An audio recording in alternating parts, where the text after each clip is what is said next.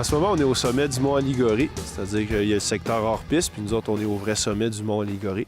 Donc, on se trouve être... on surmonte tout le cratère de Charlevoix.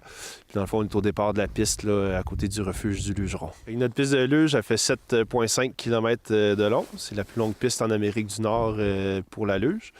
Et puis, on part à 823 mètres d'altitude ici au sommet du mont Aligoré, puis on arrive à une trentaine de mètres à la base. Fait qu'on a un dénivelé de 800 mètres sur 7,5 km de piste, avec un arrêt en milieu de piste au deuxième refuge là, pour faire une petite pause pour se réchauffer avec chocolat chaud. Là. C'est une piste qui est quand même faite pour tout le monde. C'est très accessible là, au niveau des difficultés, c'est très facile.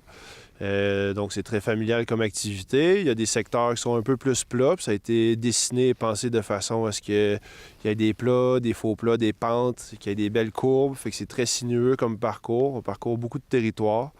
On s'en va même sur un autre, sur la butte à Tinoir au deuxième refuge. Fait qu'on part du Ligoré, on s'en va sur un autre versant et on revient à la base de la montagne sur le versant du mont Ligoré encore. La luge, c'est M. Marcus qui est fabrique, donc sont toutes faites à la main.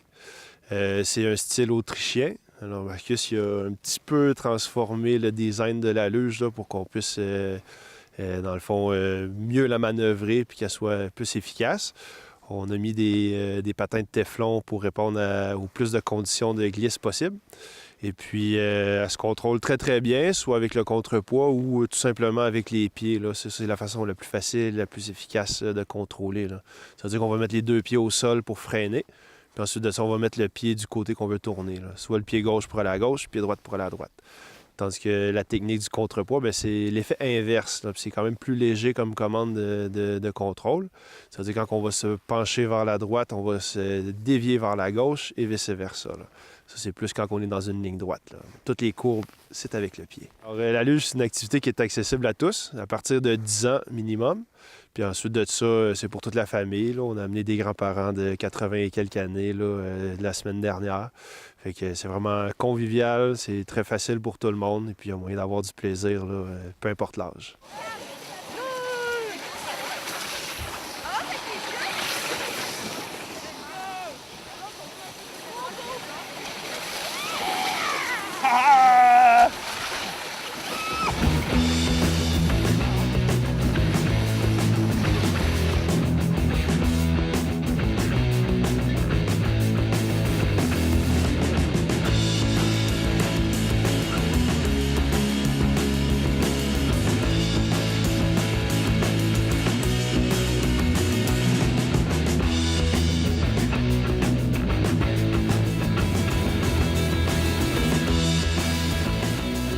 Il y a l'activité spéciale qui arrive une fois par année, là, c'est le Luge Mania. C'est en concertation avec Horizon Charlevoix. Donc, tous les profits leur sont versés. C'est une activité qui est encadrée de façon spéciale. C'est pas nécessairement le même fonctionnement qu'avec les groupes guidés.